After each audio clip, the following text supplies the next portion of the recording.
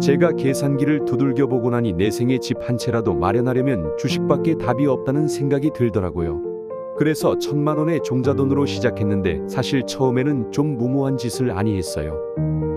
모르니까요. 아무리 주식 고수라 해도 매번 이길 수는 없는데 저 같은 주린이가 거의 매번 깨지는 게 당연한 거지요. 그런데 갑자기 유학 시절 테니스 시합에서 져서 엄청 화가 났을 때 코치가 했던 말이 생각나더라고요.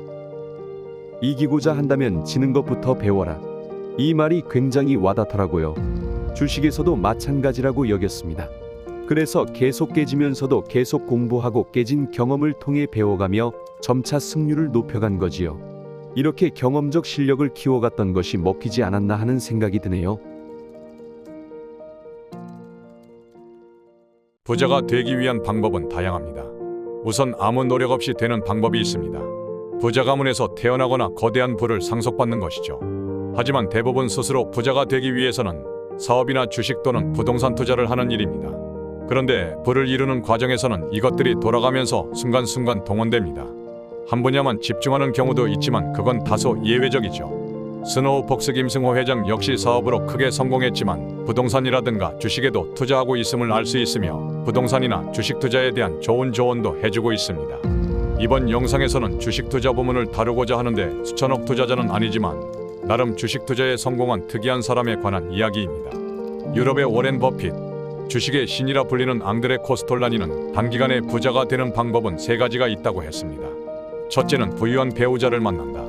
둘째는 유망한 사업 아이템을 갖는다. 셋째는 투자를 한다. 그는 이 3가지 중 2가지는 해당이 되지 않았으므로 그것도 주식 투자를 선택했다고 합니다. 특히나 그는 대부분의 부자들이 강조하는 투자 출발점 1억 원이 아닌 1,000만 원으로 출발했다는 점이 특이롭습니다. 그는 소아청소년과 의사인 성현우입니다. 성현우 의사의 삶은 특이합니다. 이 특이성이 투자에 고스란히 묻어나 있는 듯합니다. 그는 고등학교 때 미국으로 유학가 코넬대에서 경제학을 전공했고 돌아와서는 삼성전자에 입사하여 안정되고 성공적인 사회생활을 시작합니다.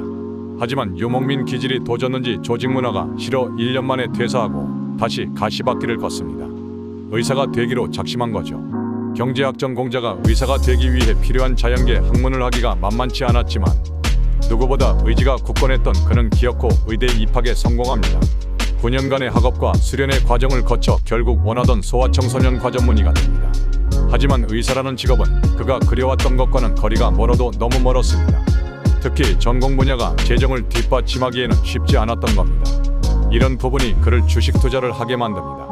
어찌 보면 그가 주식 투자로 부를 쌓게 만든 원동력이기도 하겠지요. 그 원동력이 도출되는 과정은 다음과 같습니다.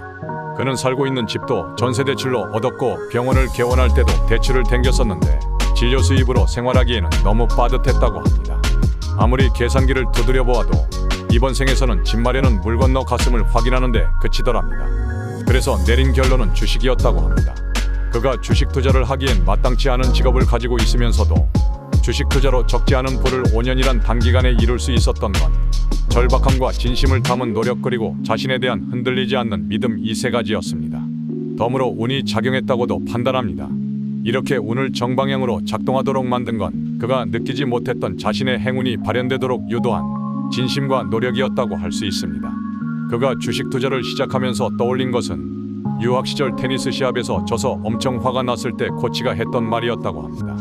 그 당시 코치가 그에게 한 말은 이기고자 한다면 지는 것부터 배워라 라는 말이었다고 합니다. 주식에서도 마찬가지라고 여겼습니다. 아무리 주식 고수라 해도 100% 이길 수는 없습니다. 그들도 최고 승률은 60% 정도라고 합니다. 그러니 주린이의 경우 거의 매번 깨지는 게 당연한 거지요.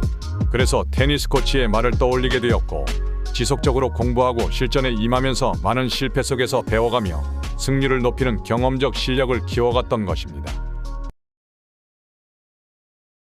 그는 어려운 상황이기는 했어도 배짱 또한 한모했습니다. 여기에서도 경험이 중요하다는 걸 보여줍니다. 몰빵치지 마라, 비투하지 마라, 떨어지는 칼날을 잡지 마라 등등. 주식에서 하지 말라는 것은 모조리 해본다든지 분산 투자를 하라, 리스크를 해지하라 등등 전문가들의 조언을 깡그리 무시하면서 경험하기도 합니다. 주린이이기도 했지만 그만의 고집 때문이었다고 그는 회상합니다. 이런 경험을 통해 하지 말라는 걸 하면 왜 폭망하는지 알게 되었고 그걸 이해함으로써 하지 말라는 걸 도리어 역으로 이용할 수 있었다고 합니다. 즉 자신 있는 타점에 들어가는 순간 몰빵은 물론 비투까지 한 거였습니다. 그렇게 하면서 그는 일본 주식 투자 대가인 고레카와 신조의 다음과 같은 말을 곰씹고 또 씹어가며 공포를 견뎠다고 합니다. 실패해도 나를 아무도 돕는 이는 없다. 스스로 노력해 운명을 개척하는 것 말고는 살아남을 길이 없다. 그러므로 1분 1초 동안 온 힘을 쏟아 진검승부를 계속하라. 이런 막무가내식 전법이 다행히 잘 먹혀서 예상치의 몇 배가 되는 수익을 올릴 수 있었던 거지요. 이열치열 전법이라고나 할까요? 이 영상은 투자기법에 대한 구체적인 내용은 다루지 않지만 참고삼아 그가 투자 대상 기업을 선정하는 법에 대해 간단히 소개합니다. 투자 방법에는 크게 톱다운과 보텀업이 있습니다. 톱다운은 경제와 산업의 큰 흐름을 분석하고 향후 성장 가능한 산업을 미리 예상해 그 안에서 유망한 기업을 찾는 방법이죠.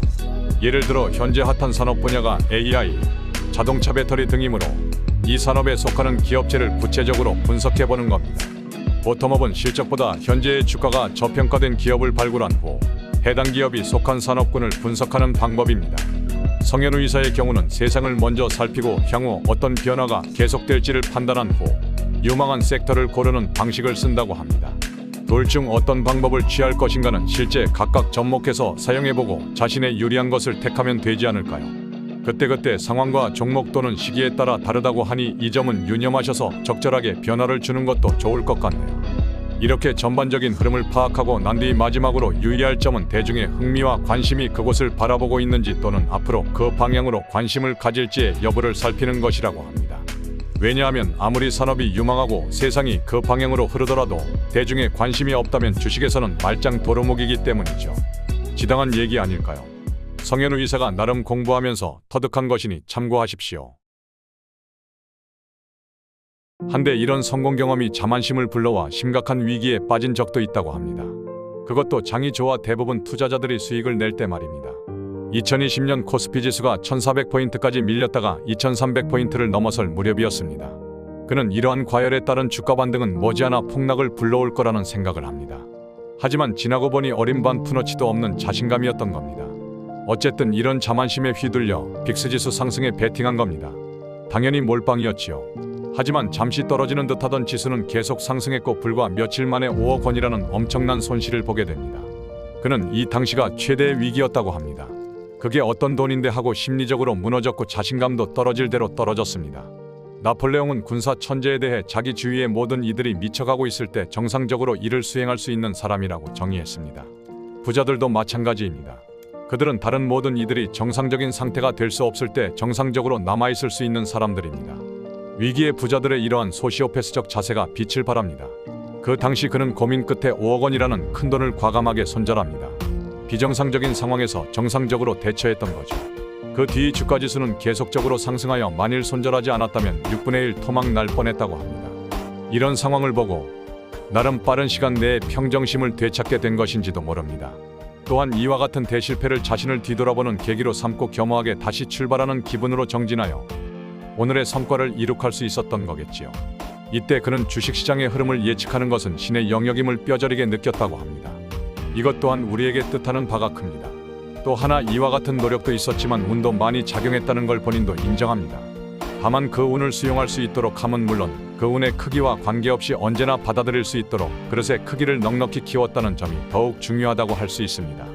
당연히 여러분들도 성현우 이사와 같은 행운을 누리려 한다면 사전에 그러한 준비를 해야 하겠지요. 여러분도 당장 큰 종자돈이 없다 해도 성현우 이사와 같은 배짱으로 크게 성공해 볼 수 있지 않을까요? 여기서 자신은 안 되겠다며 지레 난 감량이 안 돼 라고 부정적으로 생각할 필요는 없을 겁니다. 1000만 원으로 실패해서 모두 잃었다면 다시 1000만 원을 만들면 됩니다.